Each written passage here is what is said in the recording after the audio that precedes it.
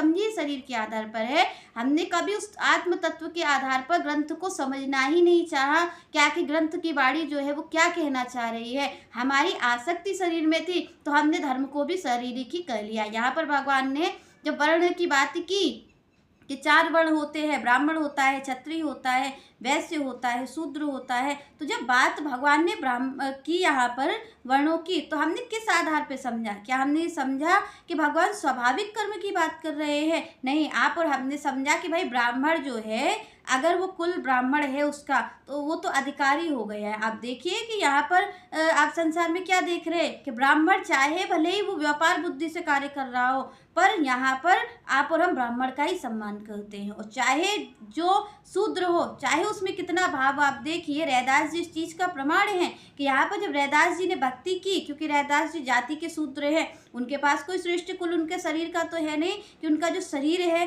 उस श्रेष्ठ कुल में उत्पन्न हुआ हो, ऐसा तो हुआ नहीं था। तो इस कारण से क्या हुआ कि जो ब्राह्मण थे उन्होंने उन्हें भक्ति करना भी दुर्बर कर दिया। यहाँ पर उनका दुश्वार हो गया भक्ति करना। क्यों? क्योंकि जो शरीर है वो क्या था, वो नीच कुल का था। पर